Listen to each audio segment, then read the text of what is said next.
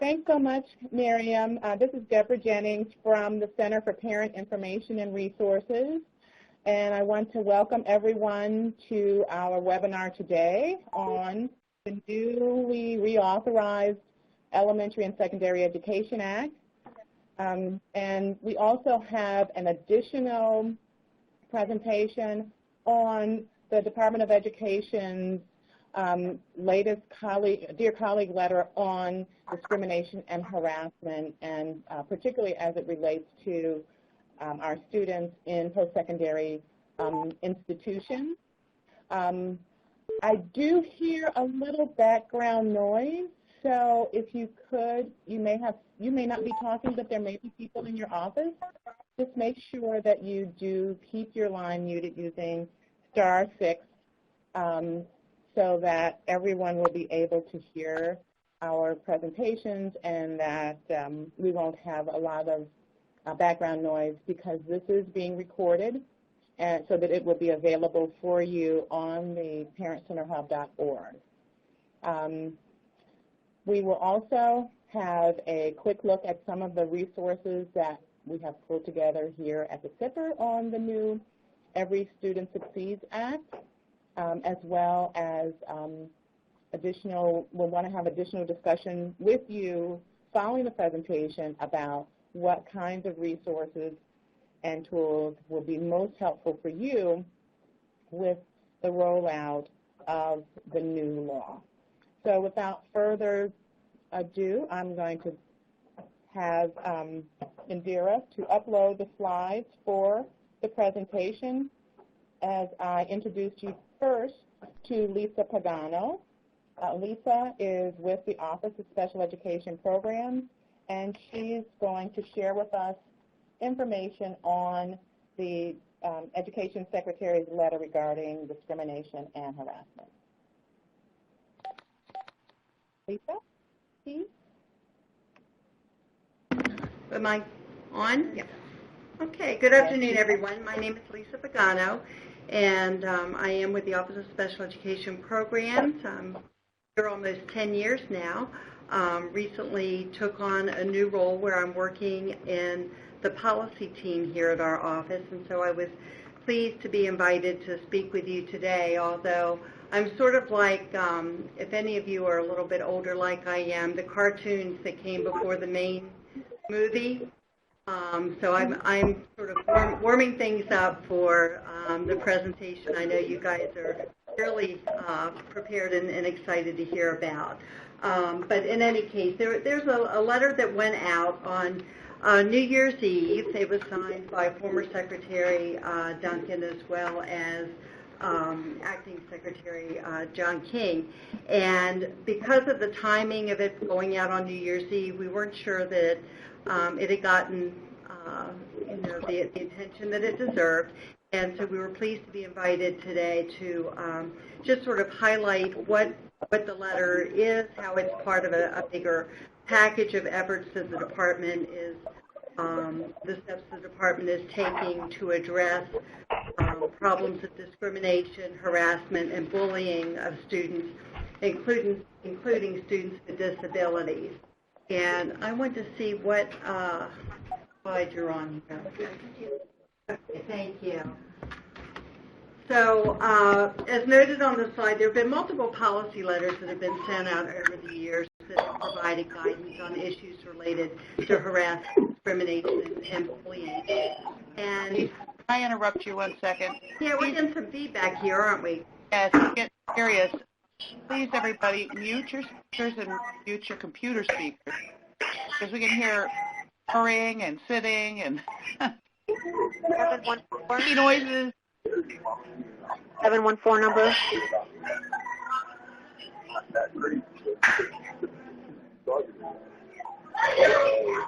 Pay attention.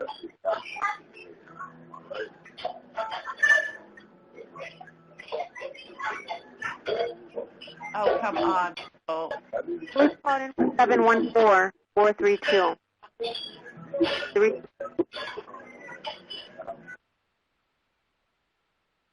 All right, that got real quiet. Thank you. Okay, Lisa. Okay. All right, thanks. So going back to the points on the slide, the second bullet provides a link to a letter that OSER's issued specific to students with disabilities and bullying, and provided a number of resources to the field about how we can work together to help prevent bullying and help support students with disabilities and their families. The department has also made investments in a number of ways to help support the development of strategies and tools to help support students, parents, and educational leaders. And later on in the slide, you'll see that there are some websites that will lead to those resources. So let's go to the next slide.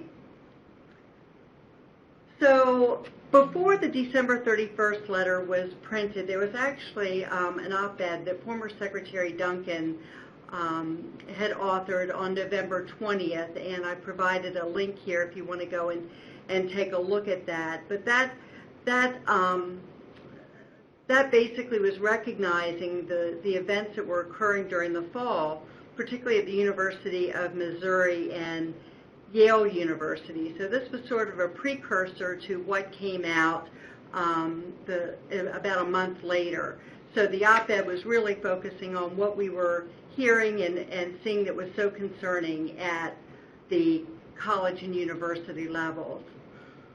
And so within that op-ed, I've included a quote here about the issue is whether college campuses are safe and welcoming to every student.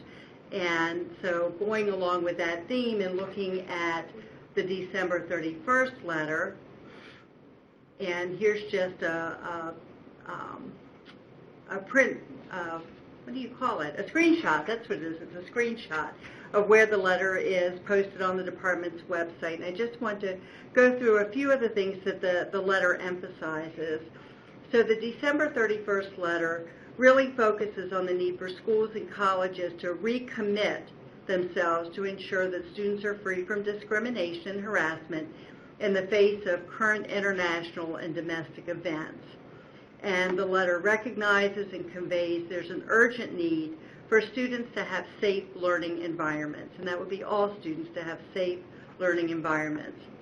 The timing of the letter, of course, you can think about the incidents that were occurring at that time within the U.S. in San Bernardino, again at the colleges I mentioned, as well as the incidents that were occurring internationally. I wanted to point out that what this letter is not, for one thing, it does not offer any new legal interpretation or guidance, and I think that's important to note. But rather it reminds educational leaders that students have the right to be free from discrimination and harassment based on race, religion, and national origin. The letter urges school leaders to take steps to protect students who may be more at risk due to some of those current events we were speaking of. Further, it urges school leaders to inform all parents and students that any discrimination or harassment is unconditionally wrong and will not be tolerated. It encourages schools to foster open discussion in classrooms, to protect the principles of free speech, but also to deal swiftly when there are actions that create an unlawful hostile environment. The letter enumerates a number of steps that schools can take to protect students from discrimination, and you'll see a number of those are bulleted when you take a look at the letter, such as creating a school culture that values all backgrounds and encourages communication, creating opportunities for students to learn more about various cultures and faiths, encouraging students and school staff to report all incidents of harassment or discrimination, and to make sure that there is a system in place that will respond appropriately to those reports. Also within the letter, there are a number of resources, as I mentioned earlier, designed to help support students, their families, educators, and communities in promoting more positive school climates. You'll see at the end of the letter there's a link for the Safe Supportive Learning site, and that site includes a number of policy and guidance documents, training materials, videos, and various tools. So if you haven't had the opportunity to look at that website to see what is there, I would encourage you to take a look. So on this next slide, I've included the link to the December 31st letter. There are also a couple of other links that I would encourage you to take a look at. The department has done a lot of work around the problem of bullying and providing resources and supports to help address the problem of bullying. So I encourage you to take a look at that link to access those resources.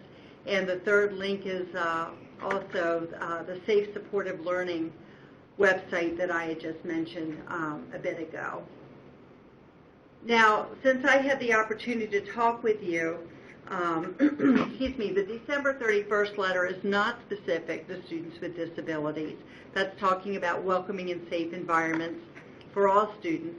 I did want to call attention to a recent court case that I thought you might be interested in that has to do with bullying and the IEP process. And I've included on the slide the name of the case that comes to us out of the United States. There's another typo. I apologize for that. I'm missing an S. The United States Court of Appeals in the Second Circuit. And you can see that was decided just, a short time ago, January 20th. And one of the reasons I wanted to bring this to your attention is I think it's a good lesson for us, and it's valuable information you can think about as you support parents. It was a case that the department was interested in, and in fact we filed a friend of the court amicus brief in this action. And the court in its decision actually cites quite a bit to information the U.S. Department of Education provided in our brief. So just quickly, the parents of a third grader with learning disabilities were not permitted to discuss at the child's IEP meetings bullying and harassment that their child was experiencing. And the court ultimately held that the district impeded the parents' participation in the IEP process by the district refusing the parent the opportunity to talk about the bullying and the impact on the child's ability to benefit from her education. The court noted that the parents had reason to believe that the bullying would interfere with their child's ability to receive meaningful educational benefit and could prevent her public education from producing progress. The court ended up saying that denying the parents the opportunity to discuss bullying during the creation of the student's IEP not only potentially impaired the substance of the IEP, so in other words, prevented the team from putting in the IEP things that would benefit the child and help her cope with bullying and help to actually prevent bullying, but also prevented the parents from being able to assess the adequacy of their child's IEP. Now, the court didn't go so far as to decide whether the district's failure to address bullying in the IEP amounted to a substantive denial of faith, but did emphasize the important role that parents play in the IEP process, that they need to be able to bring about their concerns about their child and their child's education, including in this case, the bullying that was occurring that was impairing the child's ability to get meaningful benefit from her program. So one of the things that the U.S. Department of Education noted in our brief was that when parents make a reasonable request to discuss serious bullying and its effect on their child during the IEP meeting, school officials must grant that request. So as I said, in this case, the school officials' refusal to discuss bullying and its effect on the student at her IEP meeting significantly impeded her parents' ability to participate in the IEP process and therefore denied a FAPE. And some of you may have worked in the field long enough to know that, it was not that long ago that states may have dismissed state complaints or did not necessarily take seriously issues of bullying as having an impact or a potential impact on a child's ability to receive FAPE. And so this court case, I think, is a good illustration of the importance of looking at how parents and their concerns are received with IEP teams, and particularly in respect to bullying, that these are significant concerns that can prevent a child from receiving the FAPE to which they're entitled. So I know this is sort of a hodgepodge of things that I've presented today, but my goal was to make sure that you knew about the December 31st letter, that you were aware of other resources that the department has put together, recognizing that bullying, harassment, and discrimination are serious issues, and that we want to do our best to help support families, students, educational leaders in their communities in taking action to address these concerns. And lastly, I wanted to give you a sort of hot off the press look at a court case where a student with disabilities was experiencing bullying, and how the school, sort of the repercussions for a school not looking at those concerns and taking those seriously. So I think I'm done with my part of what I plan to present. So do I turn this back to you, Deborah? Yes, thank you, Lisa. Thanks so much. We have a couple of minutes. If there are any questions, you can post them in the chat box, or if you would like, you can also unmute yourself for a couple of seconds and state your question. I would just like to say, this is another Lisa, that the list of resources at the end of that Dear Colleague letter are terrific. They're really worth looking into. Good. Thank you for reinforcing that.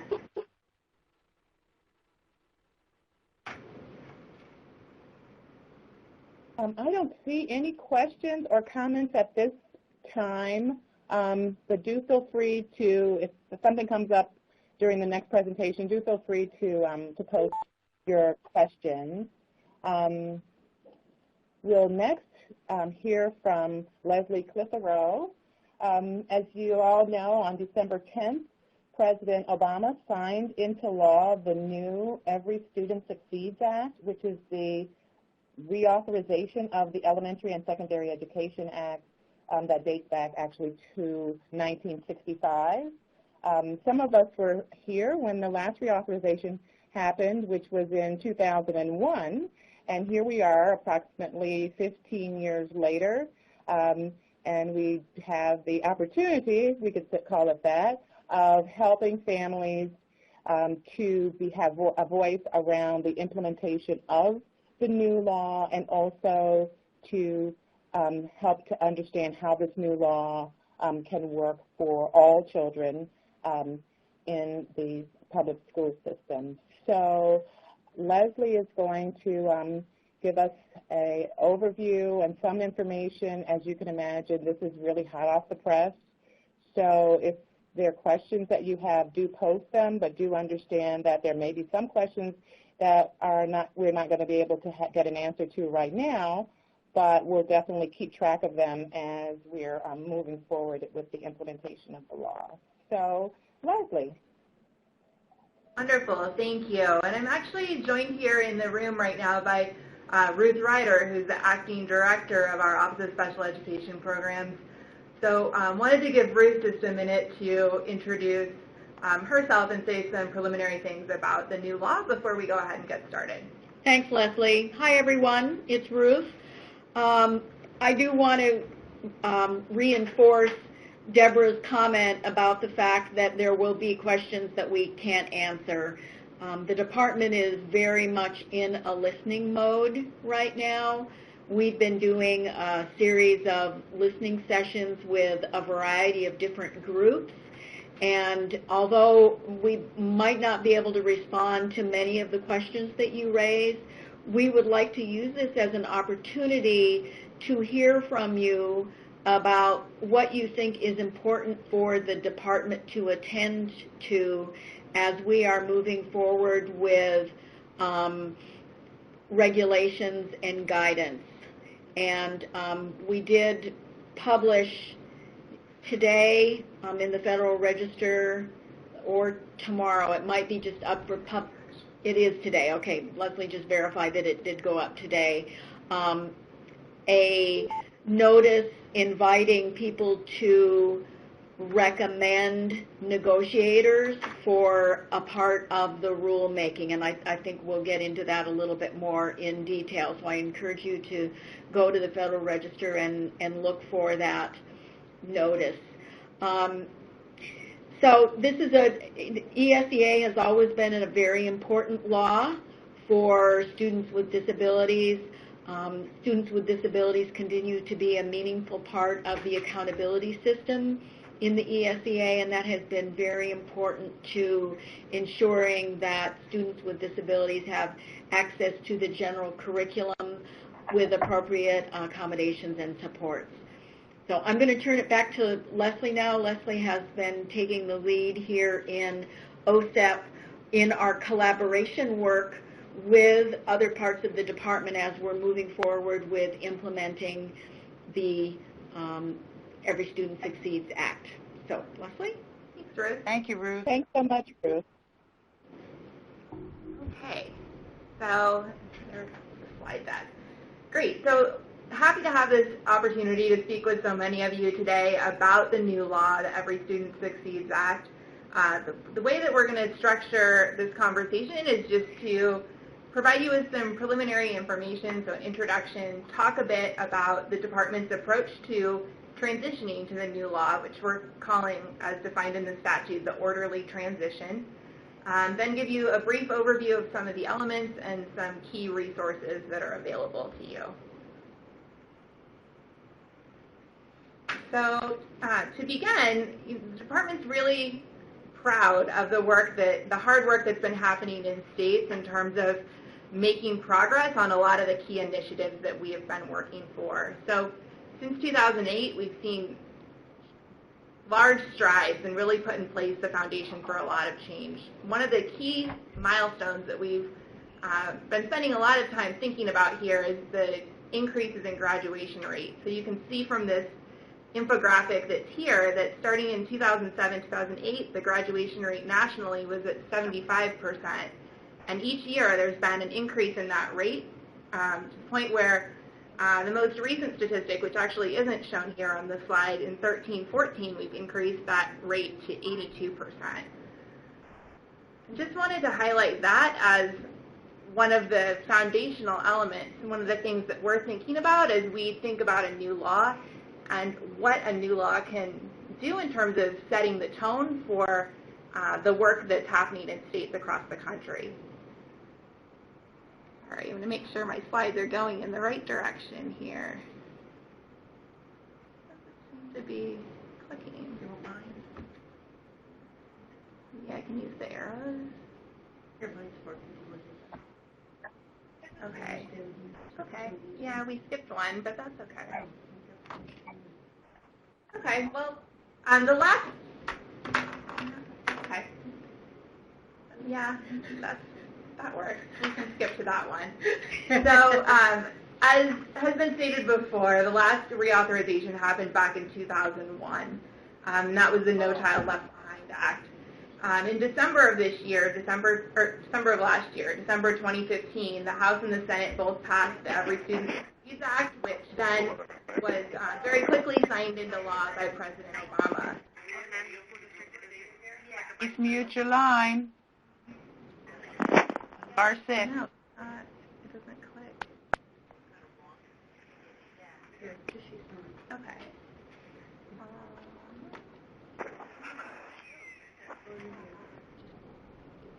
415 number. The Act builds on a lot of the progress and solidifies many of the reforms that the department has championed over the past 7 years.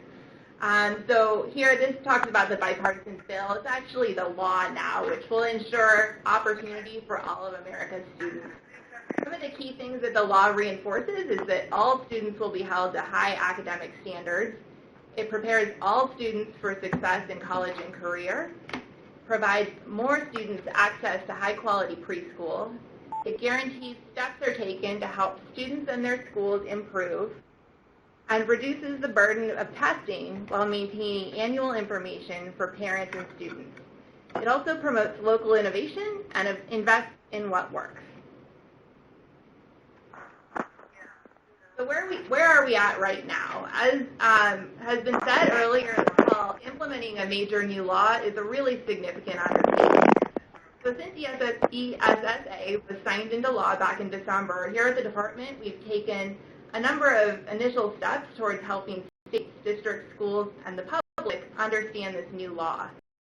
As Ruth so clearly said earlier, we're really in listening mode right now, and we are doing as much as we can to hear as much as we can, really, from a number of people throughout the community. We published a request for information to hear about topics for which regulations might be needed.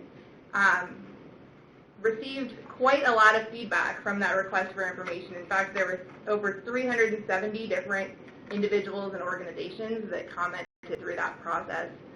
Also conducted 2 public meetings in January, both in Washington, D.C. here and in Los Angeles.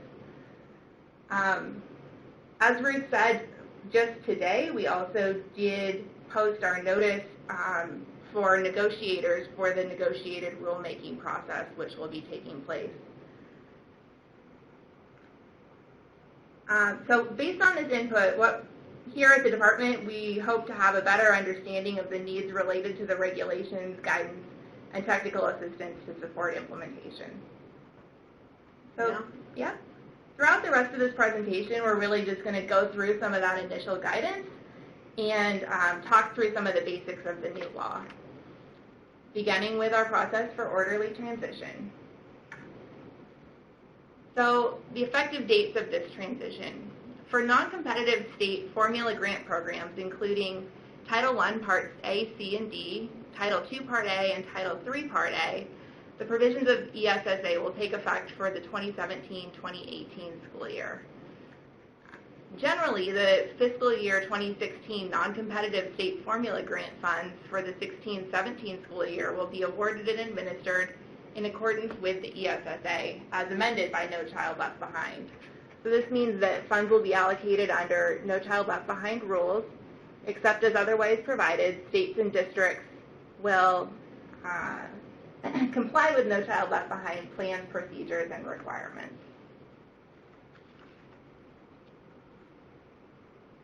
And this next slide outlines a number of the effective dates for accountability.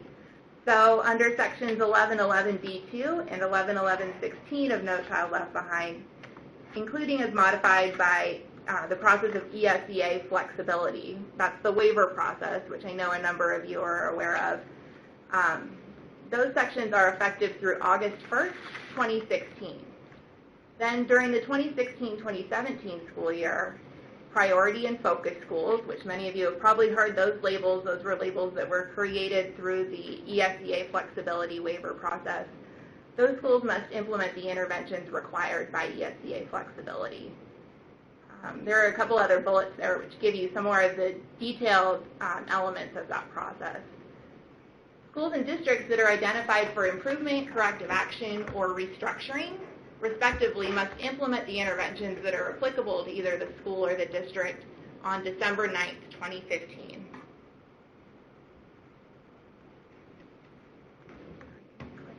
Yep.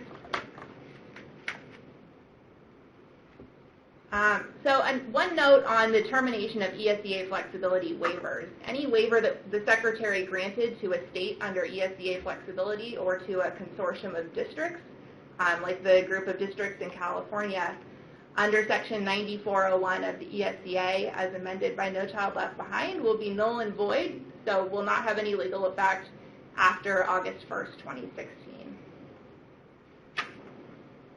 Okay, so back to the orderly transition. The Secretary is going to take a number of steps that are necessary to provide for the orderly transition to and the implementation of programs authorized under the ESEA as amended by ESSA from programs authorized under the ESEA as amended by NCLB. That's a whole lot of acronyms, so hope you were following that closely in terms of what that transition means. Okay, one area where we've gotten a number of questions is with regard to the assessment peer review. Guidance about the assessment peer review went out actually before the transition to the new law. So the essential academic assessment requirements in ESSA are unchanged from No Child Left Behind. This means that as peer review of state academic assessment systems will continue so that each state receives feedback from external experts on the assessments that it's currently administering. The process has been pushed back a bit. The first review will occur in April 2016, followed by a second review in June. Okay. Next, heading into exceptions for an orderly transition. The orderly transition in 2016-2017 from No Child Left Behind provisions, not in the ESSA, is what we're talking about here. A state does not need to implement certain provisions of the ESEA as reauthorized by No Child Left Behind, along with their implementing regulations that are not continued in ESSA.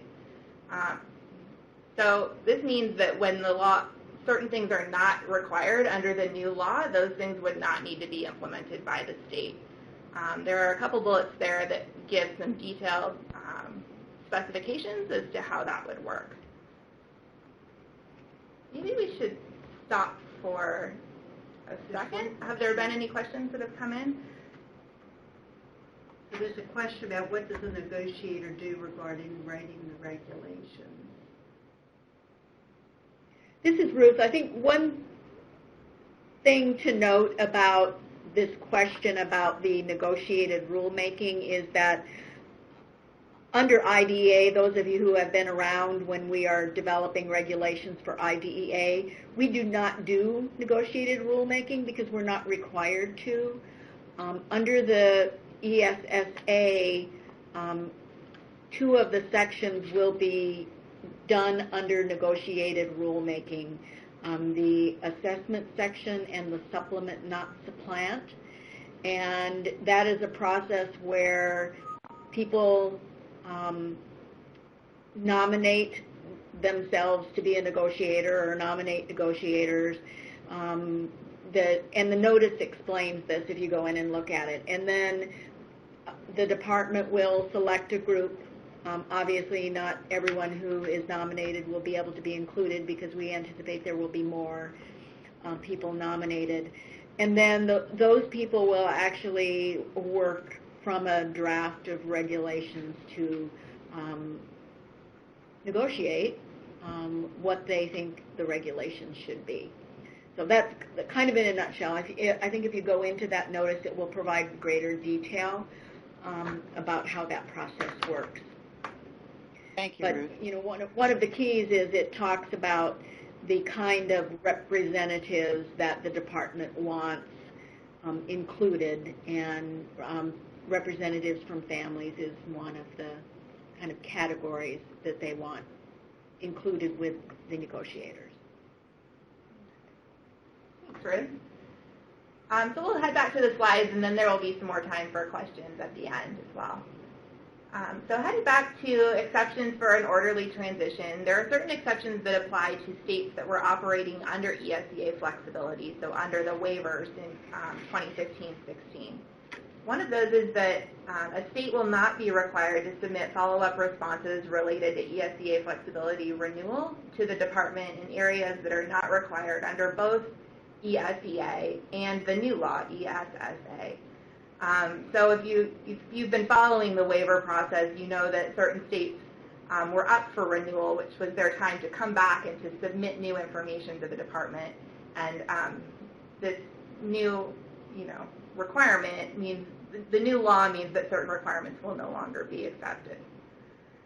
For follow-up actions through ESEA flexibility related to areas that are required under both the ESEA and the new law, ESSA, a state must submit required follow-up responses as specified in its ESEA flexibility renewal approval letter. And examples of that would include consultation with stakeholders, college and career-ready standards, high-quality assessments, and reporting requirements, really showing that there's been an emphasis in these 4 areas both under NCLB and will continue to be an emphasis in these areas going forward with the new law as well.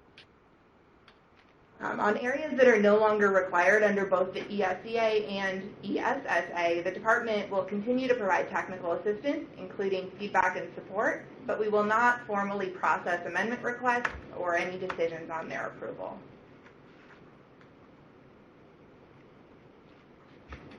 Okay. That's the end of the transition. I was looking to see if we had any questions come in on transition, and I don't see any here in the chat box. Are there any on the call?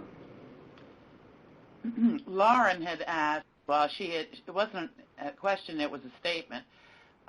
You were talking about how important it is that you're in the listening mode and that you really want input from folks. She says priority area is the elimination of the inappropriate use of restraints, seclusion, and aversive interventions, which are not only ineffective for behavioral modification, but experienced as trauma by those subjected to them. And Deborah replied to it. But that's thank you for that input.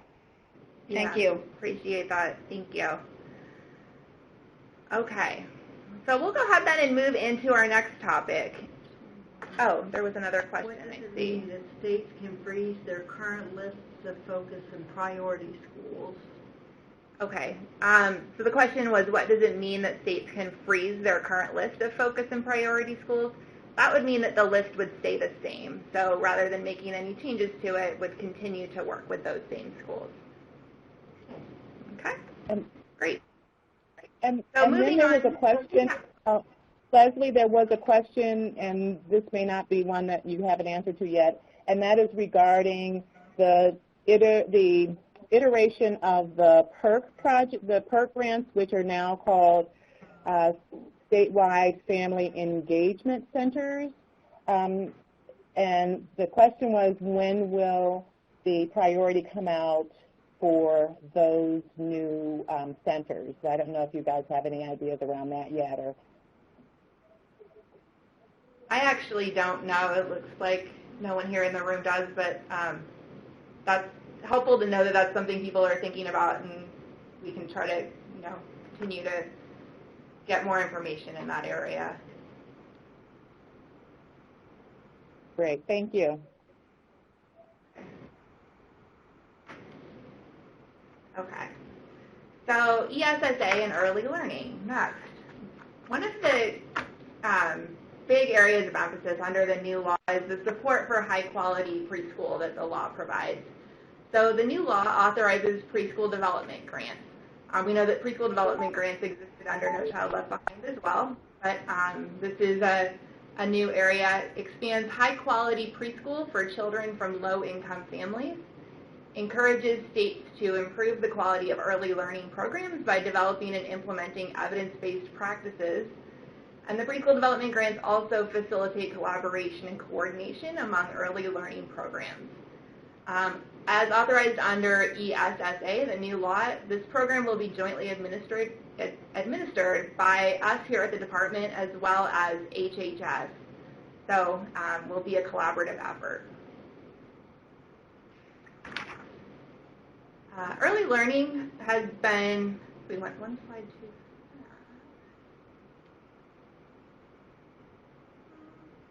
There? Yeah, great. Okay. Early learning has been woven through the pre-K through 12 education law starting in fiscal year 2017. So under Title I, it will maintain flexibility within Title I for school districts to use funding for targeted or school-wide preschool programs. It will require states to include in their annual state report card information from the state and districts on the number and percent of students enrolled in preschool programs, and will require districts receiving Title I funds to develop agreements with Head Start and other learning programs, early learning programs, to provide for a smoother transition from preschool to elementary school. Great thing to get our kids off to a good start. Under Title II, funds will be allowed to be used for increasing the knowledge of teachers, principals, or other school leaders on instruction in the early grades. It permits joint professional learning and planning between elementary school and preschool program staff, authorizes comprehensive literacy program, and authorizes a comprehensive literacy program for children from birth through grade 12. Again, Title II is our area focused on teachers, so you'll see the emphasis there on teachers and their professional learning. Title III, which is the title that focuses on English learners, provides supports for preschool teachers working with English learners. And then Title IV will allow charter schools to serve students in early childhood education programs. Okay. Have any new questions come in? I don't think I see any here. Okay, we'll keep on going. So the next slide provides some additional detail on ESSA and Title I and Title II. One of the key elements under Title I is that states will be required to submit state plans. So these state plans will be required to be developed by each individual state and will be tied to the state's eligibility for the fiscal year 2017 funding. Instead of submitting individual program plans, states have the option to develop consolidated plans across multiple programs covered under ESSA, and those programs are outlined in the bullet there below. As part of the state plan process, and this is an area where I would think would be of key interest to our parent centers, it provides for timely and meaningful consultation with a number of stakeholders, so including the governor, state legislature, state boards of education, districts, teachers, principals, representatives of Indian tribes located in the state, charter school leaders. There's a long list there, and at the very end, which not intentionally, you will see that parents are intended to be part of this timely and meaningful consultation process as well. Okay. On the topic of standards and assessments, the law requires for the first time that states demonstrate their challenging academic standards are aligned with entrance requirements for credit-bearing coursework. It also maintains annual statewide assessments in reading and math for all students in grades 3 through 8 and once in high school, and in science once in elementary, middle, and high school. It further continues the focus on ensuring that those assessments are valid, reliable, and fair for all students. A question, can you define meaningful consultation? Do you want to take that now, or? Can you define meaningful consultation? Ruth, is there anything that you would like to say on that topic? I think if that's something that you have input on what you would see as being meaningful consultation, I think that would be helpful. So this is in respect to the state plan, is that right? That's right. So that question is in respect to the state plans, and would echo that point that comments in that area would be helpful. Okay. Okay. You ready to go to this one? Yep. Okay. Great. So continued information on standards and assessments. Beginning in 2017-2018, the new law provides some flexibilities for states and districts. States have the option to approve districts to use locally selected, nationally recognized high school assessments, provided that those assessments are aligned and comparable to the state test. In each of these bullets, you'll hear that there's a lot of words that are packed into these meanings, so something for you to be thinking about as you're continuing on with this process. Second bullet here shows that 8th graders who take an advanced mathematics course and test may be exempt from being double tested, provided that those students take a higher level course and test in high school.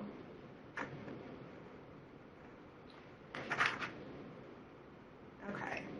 Also on the topic of standards and assessment, the new law includes new resources and flexibilities to help states and districts improve assessments and to reduce over-testing.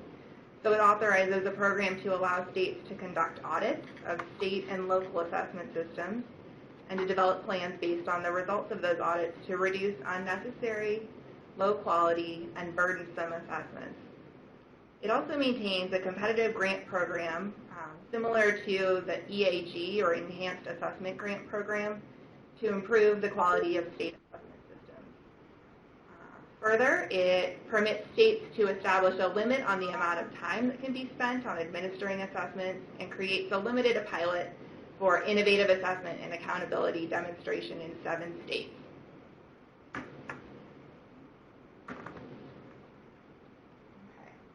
The law also provides greater discretion than under No Child Left Behind for states to develop their own accountability systems and maintains a focus on achievement and graduation rates while adding multiple measures to accountability systems.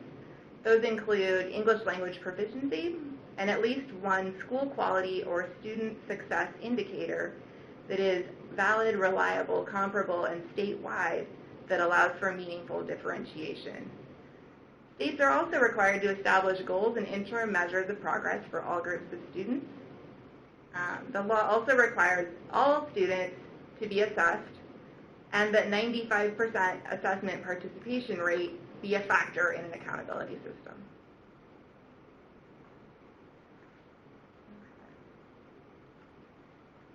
Districts must take action in any school where groups of students are struggling, which includes the lowest performing 5% of Title I schools, all high schools with graduation rates less than 67%, schools where subgroups are consistent, and schools where subgroups are consistently low performing. The law replaces the School Improvement Grant Program with a mandatory set-aside to support evidence-based interventions in identified schools. Further, districts and schools must provide evidence-based targeted interventions. The law also permits but does not require schools identified for comprehensive support and improvement to offer public school choice and direct student services. Sure, we see a couple of questions coming in. Are states penalized if the amount of students tested falls below the 95%? So the department did just release a letter on participation rate, which may be of interest on this topic. Make sure that they get this. Yeah, and I would just highlight, as people are looking for additional information, it would always be, I would encourage anyone to go to the department's website on ESSA, which is, I have that written down somewhere, ed.gov/ESSA. And as new information is being released related to ESSA or related more specifically to Title I, that information would be available on that website.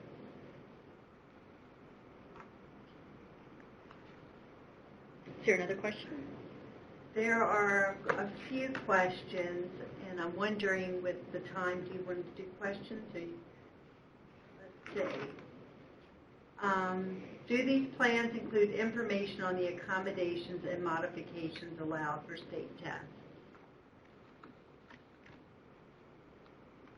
As part of a state's assessment system, you heard earlier about the peer review of states' assessment systems. So as part of the state's overall assessment systems, they have to talk about accommodations. They have to talk about how they support teachers in making decisions about what assessment a child is going to participate in, either the alternate assessment against alternate achievement standards or the regular assessment or the regular assessment with accommodations. And I think there's a question about making this PowerPoint available. Oh, here's another question. Oh, I'm sorry, I'm having a sensitive mouse. Like I was earlier. Yeah. I know there's another question here. I can't seem to get. There is a question. Go ahead. You can take it. Is the frequency and timing of assessments as defined in the new law evidence-based? I don't think that the frequency and timing of assessments is defined.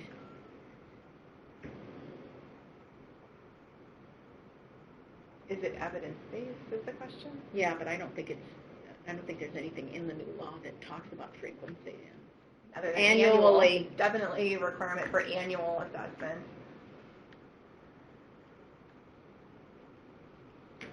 So we've got that, okay. Janice has a follow-up where she says once she talks about how in the law it says what grades are to be assessed. That's what she means by the frequency. Oh, so as we talked about earlier, assessments are required annually in grades 3 through 8, and then once in high school for English language arts and mathematics, and then at the grade stands for science. Right. Is there any So I guess guidance on what will define consistently low-performing subgroups? How long or what measures? The person who asked that question is still talking and would like to suggest what they may be thinking in that space. It would also be a good area for comments, I believe. Mm-hmm. Good. Okay. Jump So back I'm going in. to spend a few minutes. We're going to jump forward to our slides that talk about ESSA and special education, and then we'll have a few minutes at the end for questions. We're going to skip a few of these slides. Yeah, we'll just skip that one too, and then go to the next one. Okay. Okay. So some of the points that are on these slides are things that you've heard before, but just want to make sure that we're emphasizing these key points that are here. Someone needs to mute. Yes. Thank you. Thank you. All right. So on the topic of accountability for children with disabilities, the new law holds students with disabilities to the same challenging academic content standards that all students are held to. Students with disabilities also must be provided appropriate accommodations to ensure that they can fully participate in the assessments that are administered in the state where that student is receiving its education. Results for children with disabilities, similarly to how it was done under No Child Left Behind, also must be publicly reported. In terms of the alternate assessment for children with the most significant cognitive disabilities, the new law places a state-level 1% cap on the number of students with the most significant cognitive disabilities who are assessed in a given subject on an alternate assessment aligned with alternate academic achievement standards. States are not required or not allowed to impose a cap at the district level. Parents also must be clearly informed as part of the IEP process of the implications of their child taking such an alternate assessment. So again, this is a change from the way that alternate assessments were factored into accountability systems under No Child Left Behind. We know this is an area that a lot of people in the field have talked about, so sure you're familiar with the change, but just wanted to make sure it was highlighted for you.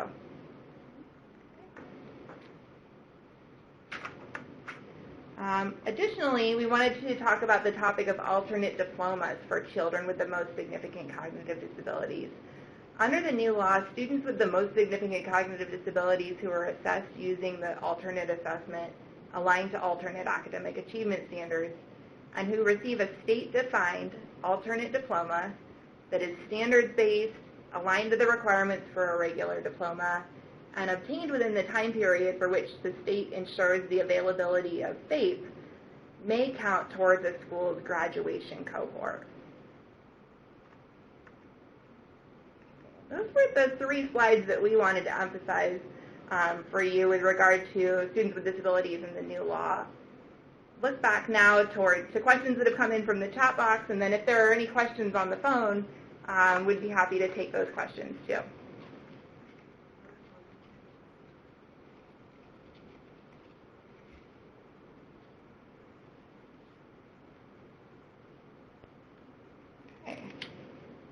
We're not seeing any on the chat box. Janice asked, how long will implementation take?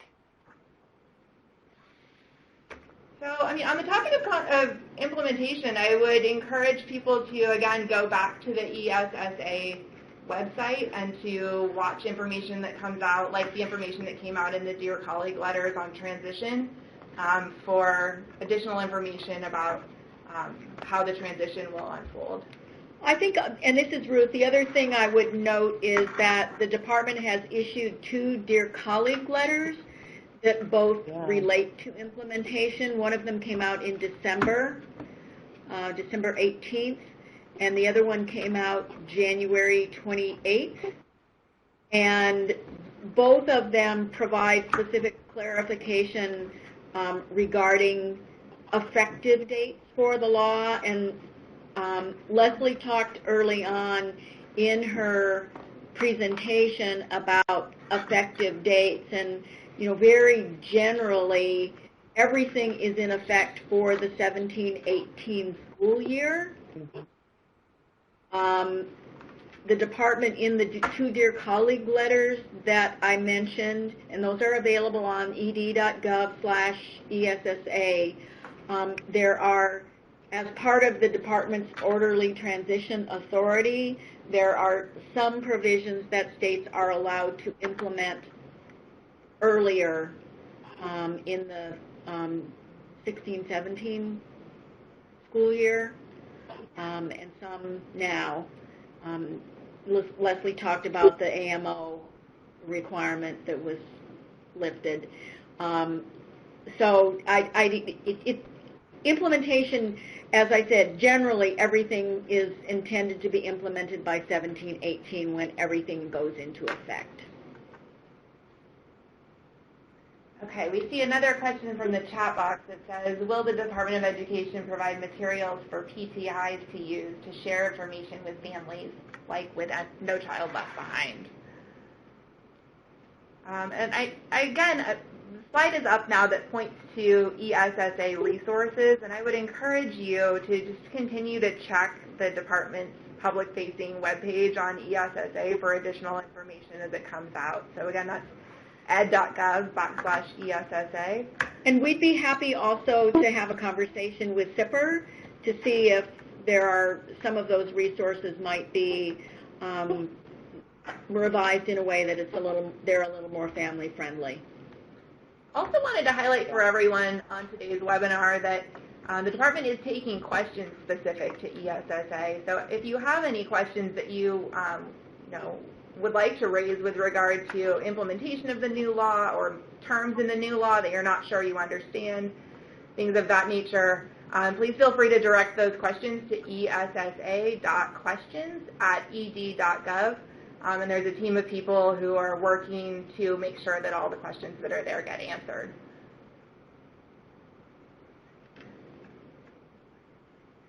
That's right. Lisa's showing me right now that that's bullet number 1 on the ESSA resources slide that you're seeing right now.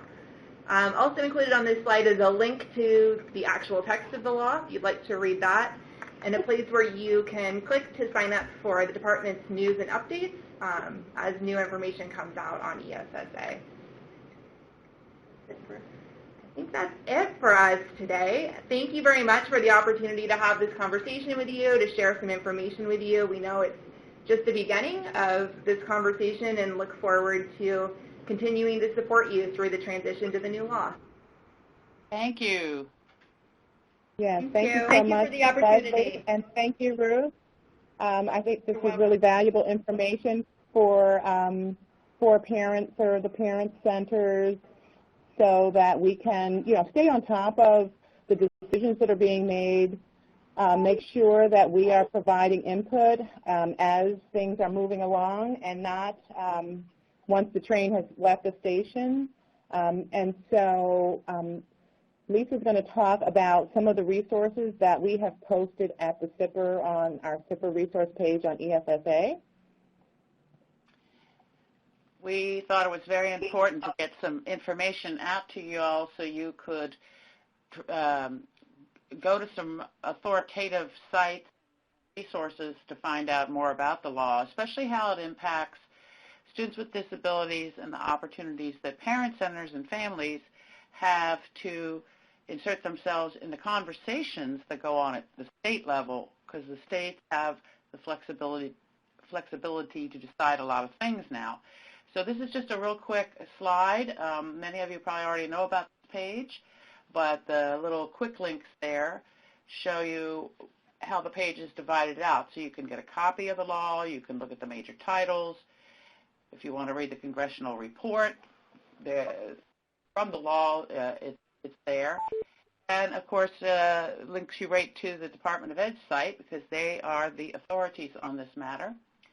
And then different kinds of summaries. The first set of summaries about the changes in the law don't pertain necessarily to students with disabilities.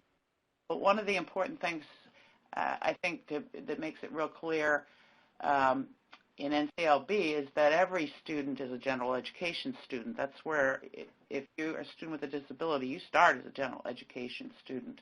So this law is very important.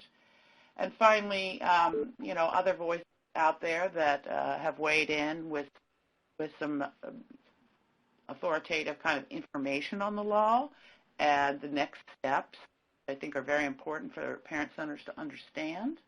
So we invite you to come to this page and pick the kind of resources to answer your questions, and let us know of any additional questions or resources that you need, and we will try to get them out to you.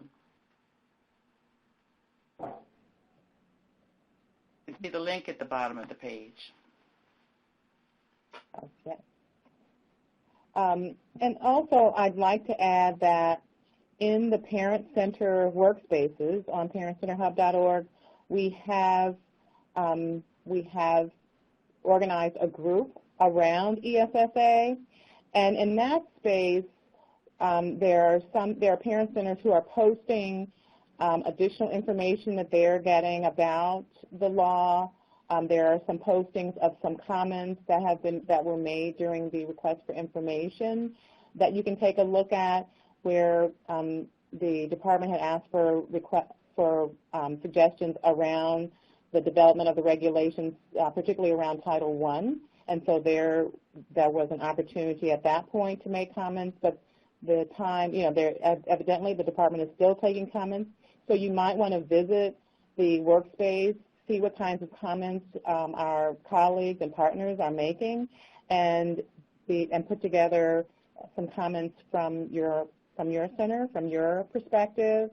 And so we'll continue to post those sort of additional pieces of information. It's also a good place if you have any questions to post your questions as they're coming up about maybe some things that are happening in terms of the implementation or the development of your state's plan, and maybe you want to hear from a few colleagues about, well, what's going on in your state in terms of the development of the plan. And so the workspace is a great place for us to have that kind of conversation and to be able to share our thoughts, our questions, and some of the resources that we are developing individually within our state context.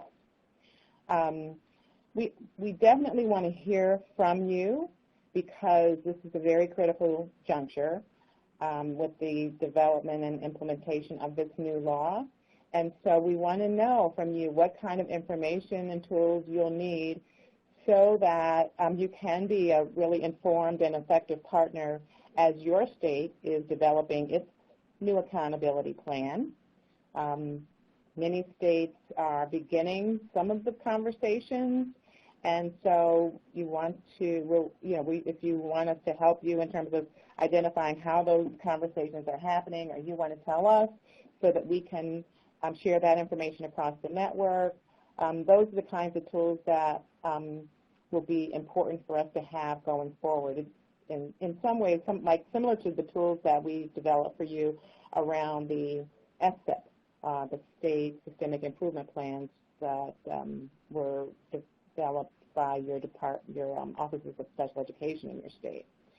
And then the next step is being able to communicate with parents and families, and also on behalf of parents and families about the changes, engaging families and advocates in your state around the discussions about the plan, but also making sure that once your state has developed its system to make sure that families understand what it means and what are the implications for children in the schools around accountability, assessment, supports, and so forth. So we really want you to let us know what are some of the things that are going to be helpful for you. If you have any ideas right now, we're happy to hear them. If you have any suggestions right now, we're happy to hear them. But you can also post them in the chat space, talk, or share them with us through the Parent Center workspaces. Any comments, suggestions?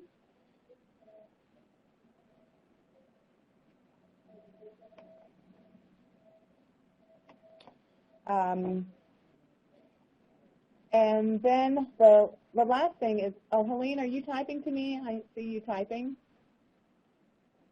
While Helene is typing. Yeah, hi, Deborah. I'll just say, Deborah?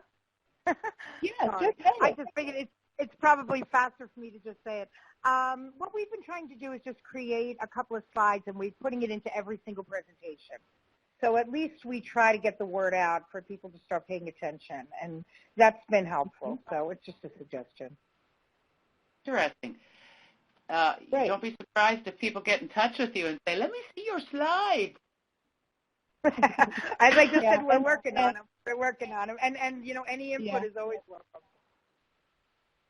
Check out the workspaces, because we have we've posted a couple of links to some webinars where you might get some ideas for some additional slides. I think the slides that we've shared with you today, those are going to be available on the Hub, or you can download them right now. But then some of our other partners, particularly in the disability world, have started to put out some webinars, and so we do have some links to those in the workspaces. Yeah, I actually was downloading them as we speak. Thank you. Oh, good. Okay. I also wanted to share with you that the website for the RSA-funded parent centers is up and ready, and you can learn about the National Technical Assistance for the RSA-funded parent centers, and also each of the 7 RSA-funded parent centers. You can find out information about each of those RSA-funded parent centers that are serving a total of, I believe it's up to about 16 states across the U.S. And so you can get a lot of information. And all of us, including the National Center, which is housed here at SPAN, the resources that we're developing are not just for centers who are RSA funded. These are resources around transition and beyond, and they are available. We're going to make sure that they're available to all OSEP funded parent centers for your use. And so you'll be able to access those through either through RAISE Center or actually through Parent Center Hub as well.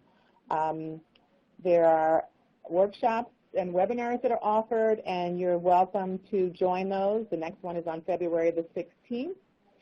And also, we want to make sure that all parent centers know about the National TA Center on Transition and their Capacity Building Institute, which is going to be in Charlotte from May 3rd to 5th. A number of parent centers have attended previously as members of their state team, and so you may want to touch base with your state transition folks to find out if they're sending a team and how you might be included as a member of their state team for this Transition Capacity Building Institute. And if you need more information about that, that'll be coming up on the RAISE Center website soon. So, Lisa? Yes, as we have done with other webinars, we have created an archive page for this webinar. I regret to say it's not quite ready yet, but by 5 o'clock it should be, and you can come and download the materials. You can listen to the webinar and watch it again, or colleagues that couldn't be here today, share it with them, and just be patient and we'll get that up there very, very soon. Very You soon. can see the web address at the top. So we want to, again, thank Lisa Pagano, Leslie Clithero, and also our surprise presenter, Ruth Ryder, for participating on the webinar today. And we have their contact information if you'd like to follow up with them on any of the information that they shared around the ESSA as well as the discrimination and harassment directives from the department. And we here at the SIPR team want to thank you for attending today's webinar. Thank you. And one more slide, Deborah. And the most important slide is, please don't forget to click on that link that's kind of mushed in with we posted the link in the chat box, but you can click directly on that link and complete our webinar survey. We really want to hear from you. Please, please, please, I beg you to click on the link. It's just 3 or 4 really short questions that you can knock out for us in just probably less than 5 minutes. Again, thanks for your participation, and do complete the evaluation. And we'll see you with another webinar in a couple of months.